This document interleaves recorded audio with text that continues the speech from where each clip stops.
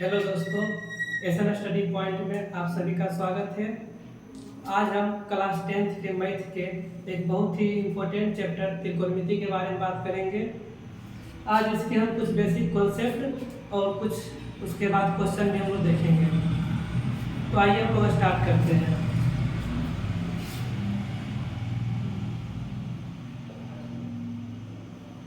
त्रिकोणमिति दोस्तों, सबसे पहले जब भी हम लोग त्रिकोणमिति का बात करते हैं, हमें एक बात ध्यान देना होता है कि त्रिकोणमिति में सबसे पहले समकोण त्रिभुज का बात करते हैं।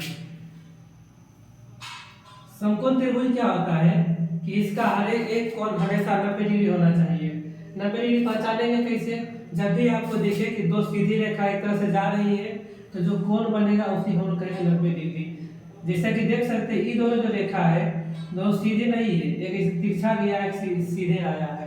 जब भी जहां पर भी दोनों सीधा रेखा जाएगा वहीं पर बनता है 90 डिग्री का कोण। उसी से हम लोग पहचानते हैं वो समकोण त्रिभुज है। एक बात हमेशा याद रखना है, जब भी त्रिकोणमिति के क्वेश्चन बनाएंगे, यदि चित्र दिया हुआ है तो उसमें सबसे पहले समकोण त्रिभुज को ढूंढना होता है, क्योंकि त्रिकोणमिति हम लोग समकोण त्रिभुज से ही हमेशा बनाते हैं। यहाँ पर हम लोग देख रहे हैं कि समकोण त्रिभुज बना लिए हैं। जैसा कि हम लोग देख पा रहे हैं कि समकोण त्रिभुज में 3 भुजाएं होती है। इस तरह तीनों का कुछ नाम दे देते हैं, ए बी सी। समकोण त्रिभुज में तीनों भुजा का कुछ स्पेशल नाम होता है। जो 90 डिग्री रहता है, 90 डिग्री के सामने की भुजा को हम लोग कर्ण बोलते हैं। कर्ण को हम लोग शॉर्टकट में लिखते हैं एच से। हो गया। बाकी जो दोनों भुजा बचती है, इसमें से हम लोग एक भुजा को लंब बोलते हैं और बाकी जो बचता है भुजा उसको हम लोग आधार बोलते हैं। लंब और आधार में कंफ्यूजन होता है। लंब कभी ये भी हो सकता है और आधार ये हो सकता है। कभी कभी लंब बीसी भी हो सकता है और आधार एबी भी हो सकता है। तो लंब और आधार कोण पर निर्भर करते हैं कि हम लोग किस कोण का मान निकाल रहे हैं। उसी कोण के आधार पर लंब भी तय होता है और उसी के आधार पर आधार का भी निर्धारण किया जाता है। जैसा कि हम लोग दो चित्र बनाते हैं, ये भी समकोण त्रिभुज है। यहाँ पर भी नाम हम लोग बोल देते हैं ए बी सी। यहाँ समकोण बन रहा है। कर्ण हमेशा फिक्स रहता है। कर्ण हमेशा 90 के सामने जो भुजा रहता है उसी को बोलेंगे। तो एक समकोण मिल गया। दोनों चित्र के लिए देखेंगे कि लंब क्या होगा और आधार क्या होता है। जैसा कि हम बताए हैं कि कर्ण, आधार और लंब दोनों कोण पर निर्भर करता है। एक कोण तो 90 डिग्री फिक्स हो गया, बाकी बचता हमारे पास दो कोण। यदि हम लोग इस कोण के बारे में बात कर रहे हैं कि इस कोण के लिए लंब क्या होगा और आधार क्या होगा, तो याद रखना जो कोण सही है, जो कोण हम लोग लिया जाता है, जिस कोण को हमको निकालना होता है, जिस कोण के आधार पर देखना होता है, यदि इसके सामने की भुजा लेते हैं तो इसको हम लोग लंब बोलते हैं। मतलब जिस कोण का मान निकालना होता है उसके सामने की भुजा कहलाती है लंब। इसको हम लोग शॉर्टकट में लिखते हैं पी से। लंब निकल गया, कर्ण निकल गया, बाकी जो भुजा बचती है उसे हम लोग कह देते हैं आधार। इस तरह से हो गया। यही कॉन्सेप्ट हम लोग दूसरा चित्र पर देखते हैं। अब हमको क्या कहेगा, इस कोण का मान नहीं निकालना है, कहेगा कोण ए का मान निकालना है या ए के बारे में कुछ बात करनी है। जैसे कोण ए कहेगा, अब इसके सामने की भुजा हो जाएगी बी से लेकर सी तक। जैसे कि देख रहे हैं कोण ये है, इसके सामने की भुजा हो जाएगी इस तरह से। तो ये जो भुजा कहलाएगी इसको हम लोग अब कह देंगे लंब। बात हमें यह याद रखनी है कि जिस कोण को निकालने कहता है उसके सामने की भुजा कहलाती है लंब। यहाँ पर हम कोण सी निकालने कह रहा था, इसके सामने की भुजा ये भी लंब कहलाया। यदि कह रहा है कोण ए निकालने के लिए तो इसके सामने की भुजा बीसी लंब कहलाती है।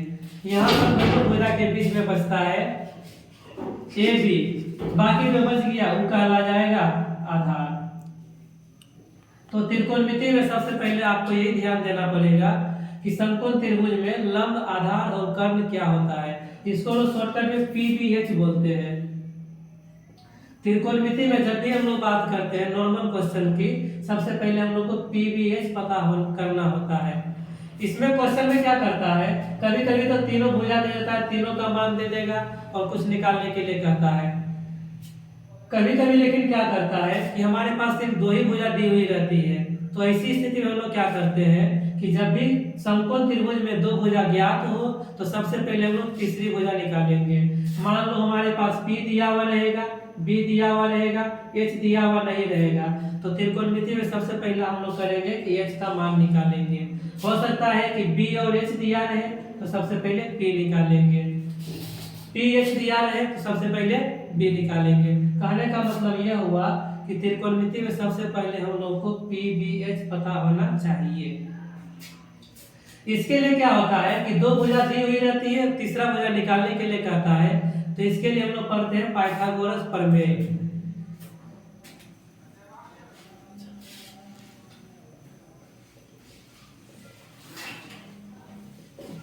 पाइथागोरस प्रमेय क्या कहता है? अच्छा, इसमें एक बात यह भी याद रखनी है कि इस तीनों भुजा में सबसे लंबी भुजा होती है कर्ण, ठीक है। और बाकी जो दोनों भुजा होती है या तो ये बराबर भी हो सकते हैं लंब और आधार, या फिर लंब बड़ा हो सकता है आधार छोटा हो सकता है, या आधार बड़ा हो सकता है लंब छोटा हो सकता है, लेकिन हमेशा ये दोनों से बड़ा रहेगा कौन? H, ठीक है। तो देखो पाइथागोरस प्रमेय में यदि हमको H का मान निकालने के लिए कहता है तो हम लोग क्या करते हैं, रूट दे देते हैं और बाकी बचता है P और B। याद रखो ऐसे करके, जब भी हम लोग बड़ा भुजा निकालना होता है तो छोटा को जोड़ जोड़ के निकालते हैं। तो छोटा भुजा कौन कौन बच रहा है? एगो P बच रहा है, एगो B बच रहा है। यहाँ हम लोग क्या करते हैं, P² प्लस B² करते हैं। H निकालने के लिए कहेगा कि सूत्र लगा देना है। यदि हमको कहता है निकालने के लिए P, तो P क्या है? P और B दोनों छोटा भुजा होता है। छोटा भुजा जब भी निकाला जाता है तो बड़े भुजा में से घटा के, बड़ा भुजा कौन था? H है, तो क्या करेंगे, H² में से बाकी जो बचा है उसको घटा दो, B²। H² में से B² को घटाएंगे और उसका रूट करेंगे तो निकल जाएगा हमारा P का मान। इसी प्रकार से यदि B निकालना है तो B भी जानते हैं कि छोटा भुजा है, छोटा भुजा कैसे निकलेगा, तो बड़ा भुजा में से घटाना है। बड़ा भुजा क्या है? H, H² से घटा देना है P² को। इस तरह से हम लोग तीन सूत्र को अच्छा से याद कर लेंगे। यदि P निकालना रहेगा तो इसको लगाना है, यदि H निकालना रहेगा तो पहला सूत्र लगाना है, B निकालना रहेगा तो तीसरा सूत्र निकालना है, ठीक है। इस तरह से हम लोग क्या करते हैं, जब भी दो भुजा दिया हुआ रहता है तो तीसरा भुजा हम आसानी से निकाल लेते हैं। अब हम लोग आगे देखते हैं, इसमें से किसी एक चित्र के बारे में ही बात करते हैं। दोनों समझ में आ गया है लंब आधार करने के बारे में। अब क्या होता है, त्रिकोणमिति का हमारा सबसे पहला टॉपिक होता है त्रिकोणमितीय अनुपात। त्रिकोणमितीय अनुपात कहते किसको है? तो समकोण त्रिभुज में जो भी दो भुजा का अनुपात बताता है उसे हम लोग कहते हैं त्रिकोणमितीय अनुपात। जैसे में मान लो जो लंब और कर्ण का अनुपात बता रहा है उसका कुछ अलग नाम देंगे। अनुपात कैसे कैसे बता सकता है, पहले इसको समझो। अनुपात है वो कैसे हो सकता है भुजा के बीच में, या तो P/X हो सकता है, या P का अनुपात B से हो सकता है, या फिर B का अनुपात H से हो सकता है। इसका उल्टा भी हो सकता है, H का अनुपात P से, B का अनुपात P से, या H का अनुपात B से। इसके अलावा हम लोग कोई भी दिमाग नहीं लगा पाएंगे कि इसका अनुपात और किसी तरीका से निकल सकता है। इस कहने का मतलब यह हुआ कि समकोण त्रिभुज में यदि भुजा का अनुपात निकालना रहेगा, हम लोग 6 तरीका से भुजा का अनुपात निकाल सकते हैं। हम लोग देख पा रहे हैं कि 6 भुजा का अनुपात अलग अलग है। यहाँ P और H का अनुपात है, यहाँ H और P का अनुपात है, यहाँ P और B का अनुपात है, यहाँ B और P का अनुपात है। इस आधार पर जैसा कि हम लोग देख रहे हैं कि त्रिकोणमितीय भुजा का अनुपात 6 तरीका से बता सकते हैं, इसीलिए त्रिकोणमितीय अनुपात भी 6 होता है। 6 का अलग अलग नाम होता है, हम लोग सभी नाम को जानते हैं। तो जो भी P और H का अनुपात बताता है उसे हम लोग कहते हैं साइन। अच्छा, ये भी ध्यान देंगे कि किस कोण के लिए निकाल रहे हैं, C के लिए, इसका कुछ स्पेशल नाम दे देते हैं, थीटा। यदि P और H का अनुपात निकालते हैं तो उसको हम लोग कहते हैं साइन थीटा, याद रखेंगे। तो साइन थीटा जो है किसको कहेंगे, तो जो P और H का अनुपात बताएगा। पी कहने का मतलब हुआ लंब, एच कहने का मतलब हुआ कर्ण। आप लोग ऐसे भी याद कर सकते हैं। उसके बाद जो आधार और कर्ण का संबंध बताता है, अनुपात बताता है, उसे हम लोग कहते हैं कोस थीटा। तो जाएगा बी बटे एच। यहाँ पर ध्यान यह देना है कि जो साइन थीटा लिखते हैं तो साइन का मतलब हो गया भुजा का अनुपात, और थीटा जो रहता है वो बताता है कोण को। क्लियर है? उसी प्रकार से जो P और B का अनुपात बताता है उसे हम लोग कहते हैं टेन थीटा। तो टेन थीटा का सूत्र हो जाएगा P बटे B। बस 3 को याद रखना होता है, 3 को इसका अपोजिट होता है। साइन का अपोजिट होता है कोसेक थीटा। इसका P बटे H है, इसका हो जाता है H बटे P। कोस थीटा का होता है B बटे H, यहाँ सेक थीटा का हो जाता है H बटे B। टेन का उल्टा होता है कोट, तो कोट थीटा का सूत्र हो जाएगा B बटे P। इस प्रकार से तो ये 6 सूत्र बहुत ज़्यादा इम्पोर्टेंट होता है, इसको हम लोग हमेशा कंठस्थ कर लेंगे, क्योंकि इसी सूत्र के आधार पर बहुत सारा और भी फार्मूला बनते हैं। तो सबसे पहले हम लोग उस फार्मूला के बारे में बात कर लेते हैं, उसके बाद हम लोग कुछ क्वेश्चंस को भी देखेंगे। ठीक है, यहाँ पर देख पा रहे हैं कि साइन थीटा का मान है P बटे H और कोस थीटा का मान होता है H बटे P। तनी ध्यान से देखो, यदि हम लोग दोनों को गुणा करेंगे, यदि हम लोग दोनों को गुणा करते हैं तो क्या H H कट जाएगा, P P कट जाएगा, बचेगा 1। अरे जब RHS को गुणा कर रहे हैं तो LHS भी गुणा करेंगे ना। कहने का मतलब यह हुआ कि जब हम लोग साइन थीटा और कोसेक थीटा को गुणा करते हैं तो साइन थीटा का मान कितना हो जाता है P बटे H, कोसेक थीटा का मान कितना हो जाता है H बटे P। P से P कटेगा, H से H कटेगा, बच जाएगा कुछ देर तक 1। तो sine theta into cos theta का मान हो जाता है 1। यहाँ से यही कॉन्सेप्ट निकला है। उसी प्रकार से कोस थीटा और सेक थीटा गुणा करेंगे, H से H कटेगा, P से P कटेगा, इसका मान भी हो जाएगा 1। टेन और कोट को गुणा करेंगे, इसका मान भी हो जाएगा 1। अच्छा, इसके आधार पर देखो और सूत्र भी बना सकते हैं हम लोग। यदि साइन थीटा का मान निकालना होता है तो कोसेक को भेज देंगे इधर, कोसेक यहाँ पर गुणा में रहता है, इधर हो जाएगा भागा में। इसको ऐसे लिख सकते हैं 1 बटे कोसेक थीटा। इसी प्रकार से यदि कोसेक थीटा का मान लिखना होता है तो साइन यहाँ गुणा में है, इधर चला जाएगा भागा में, 1 बटे हो जाता है साइन थीटा। ये पहला सूत्र बताए थे।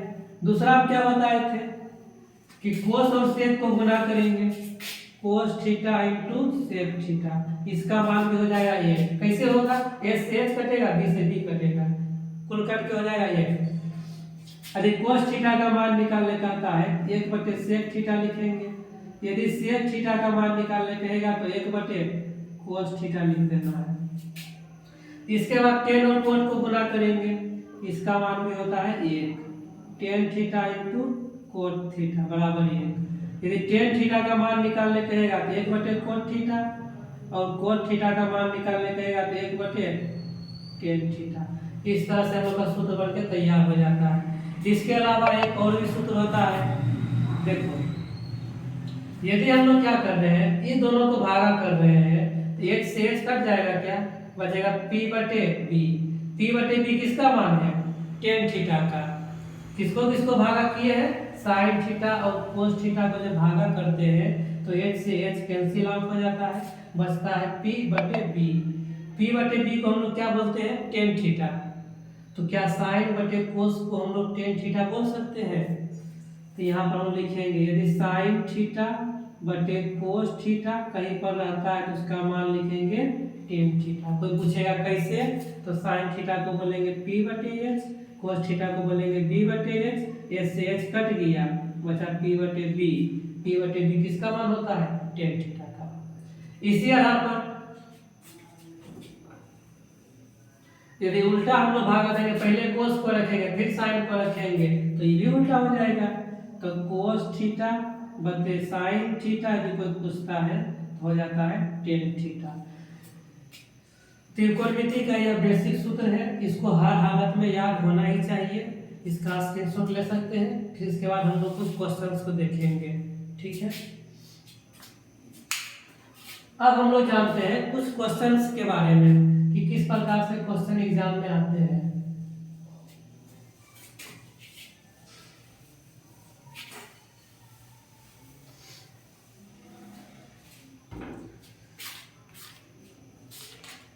देखो सबसे पहले क्वेश्चन इस प्रकार से देता है कि मान लो एगो दे दिया है, चित्र दे दिया ए बी सी करके, इसमें से दो भुजा दिया हुआ है 3 4। अब क्या कहता है कि हमको मान निकालो साइन सी का, कोस सी का, टेन सी का, इस तरह से मान निकालने के लिए कहेगा। तो सबसे पहले हम लोग कहेंगे कि बताओ सबको किसके मान निकालने के लिए बोल रहा है, सी के लिए। तो सबसे पहले लंब आधार कर्म का निर्धारण करते हैं, करने का मतलब पी बी एच पता करेंगे। सी देखो यह है, तो सी के सामने क्या कहलाता है, लंब। 90 के सामने कहलाएगा एच, और बाकी जो बचेगा कहलाएगा बी। तो क्या देखो कोण सी के लिए हमारे पास पी का मान कितना हो जाएगा 3, बी का मान हो जाएगा 4। क्या एच पता है, एच नहीं पता है। आगे हम लोग क्वेश्चन को नहीं देखना होता है, सबसे पहले एच का मान निकालेंगे। कैसे निकालेंगे, पाइथागोरस प्रमेय से। सूत्र को याद करो, सूत्र हम लोग बताए थे √p² प्लस b² होता है। p का मान हो जाएगा 3, स्क्वायर है तो स्क्वायर दे दो। b का मान हो जाएगा 4, स्क्वायर है तो स्क्वायर दे दो। 3 का स्क्वायर 9, 4 का स्क्वायर 16, 25, अब वर्गमूल हो जाएगा 5। h का मान निकल गया। अब जो भी निकालने जाएगा आराम से निकाल सकते हो। इसे साइन सी कहेगा। तो साइन सी का सूत्र क्या लिखाए थे, p/h। p का मान देख लो क्या है, p का मान 3 है, यहाँ 3 रख देंगे। h का मान 5 है तो 5 रख देंगे। उसी प्रकार से cos c निकालने के लिए कहेगा। बस आसान पूरे हैं, सूत्र लिखो, मान बैठा हुआ आंसर आ जाएगा b/h। b का मान क्या हो जाएगा 4, h का मान 5। इसी प्रकार से tan c भी निकाल सकते हैं। tan c का होता है p/b। p का मान देख लेंगे, यहाँ से 3 है, b का मान देख लेंगे 4 है। जैसे वैसे लिख दो, आराम से आ जाएगा। तो पहले टाइप का क्वेश्चन इस प्रकार से रहता है। इसी में देखो कुछ अच्छा क्वेश्चन भी देता है इस प्रकार से, रहता हल्का ही, लेकिन हम लोग कुछ समय के लिए कंफ्यूज कर जाते हैं, जिससे नहीं बन पाता है।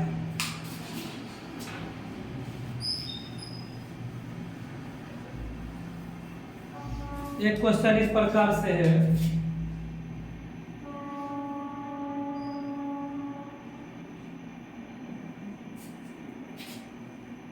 x y z m theta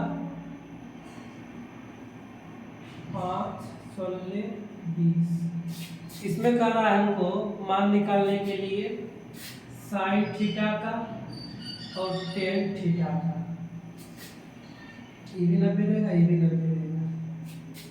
अब ऐसा क्वेश्चन है, इसमें से हमको कह रहा है साइन थीटा का मान निकालो और टेन थीटा का मान निकालो। जब भी चित्र में क्वेश्चन दिया हुआ है त्रिकोणमिति का, सबसे पहले हम लोग को खोजना होता है समकोण त्रिभुज को। समकोण त्रिभुज यहाँ देख पा रहे हैं कि दो प्रकार से बन रहा है, एगो बनेगा XMZ, एगो बनेगा XMY। तो हमको काम किससे है, तो जिस कोण का मान निकालने के लिए कहेगा काम उसी से रहेगा। तो कहा है साइन थीटा, थीटा देखो यहाँ पर है, तो ई वाला कोण जो है किस त्रिभुज में बन रहा है, तो इस तरह से हमको काम रहेगा XMY से। अच्छा थीटा बोल दिया है, तो थीटा के लिए P का मान हो जाएगा YM, इस तरह से। H का मान तो हमेशा 90 के सामने रहता है, EH हो जाएगा, और बाकी जो बचा ई वाला ये हो जाएगा B। हम लोग क्या बताए थे कि जब भी दो भुजा दिया हुआ रहता है तब तीसरा भुजा निकालते हो। यहाँ पर देखो क्या दो भुजा दिया हुआ है, क्या नहीं है, तो यहाँ से हम लोग नहीं चलेंगे, जहाँ से दिया हुआ रहता है पहले वहां से चलते हैं। इसमें देखो XMZ में हम लोग बात करेंगे सबसे पहले त्रिभुज XMZ में। इसमें दो भुजा का मान दिया हुआ है, तो क्या दो भुजा की सहायता से तीसरा भुजा नहीं निकाल लेंगे, तो सबसे पहले तीसरा भुजा निकालेंगे XM। इसमें कोई कोण के बारे में नहीं बोल रहा है, तो किसी को भी P मान सकते हैं, किसी को भी B मान सकते हैं, H हमेशा फिक्स रहता है। तो देखो यदि इसको लोग B ही चलो बोल देते हैं, तो ये क्या कहना जाएगा, P का मान, हमको P दिया हुआ है 16, H दिया हुआ है 20, निकालना पड़ेगा B का मान। B का सूत्र लगाएंगे तो बताए थे x² - p²। H का मान बैठा देंगे 20, 20 का स्क्वायर माइनस 16 का स्क्वायर, 20 का स्क्वायर 400, 256, घटाएंगे तो आएगा। इस तरह से कैलकुलेशन कर लेना है। तो b का मान क्या निकल गया 12। b हम किसको बोले हैं, इसको, तो इसका मान निकल गया है 12। अरे जो b इस त्रिभुज के लिए है, यही तो b इस त्रिभुज के लिए भी है, दोनों भुजा की लंबाई सेम ही है ना दोनों त्रिभुज के लिए। तो जो b इस त्रिभुज के लिए निकला है वही b का मान इस त्रिभुज में भी हो जाएगा। अब यहाँ पर देखो त्रिभुज एक्स एम वाई, हमारा मेन काम इसी त्रिभुज से था। तो त्रिभुज एक्स एम वाई में हम लोग देखेंगे कि p का मान 5 हो गया, b का मान 12 हो गया। तो h का मान नहीं पता है तो सबसे पहले h निकालेंगे। h का सूत्र बोले P square plus B square. P square का मान 5, बी स्क्वायर का मान 12 का स्क्वायर। 5 का स्क्वायर करो, 5 गुना 5 25, 12 का स्क्वायर करो, 12 गुना 12 कितना होता है 144, जोड़ेंगे तो आएगा 169, वर्गमूल आ जाएगा 13। अब यहाँ पर देख रहे हैं किसका भी मान निकल गया 13। तो त्रिभुज एक्स एम वाई में तीनों भुजा का मान पता चल गया है। कहने का मतलब है कि त्रिभुज एक्स एम वाई में मेरे पास p का मान 5 हो गया, b का मान 12, h का मान 13, सब निकल गया है।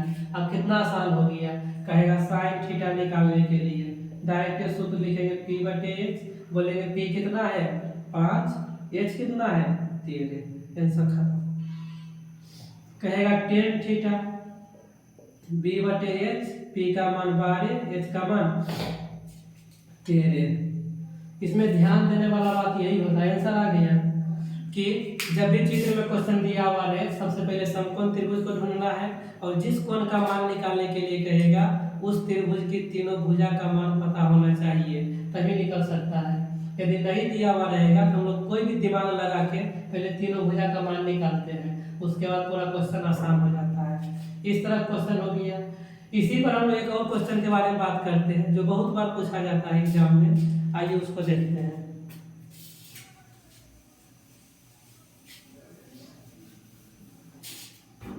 क्या रहेगा कि कोई भी मान लो इस तरह से दे दिया रहेगा क्वेश्चन,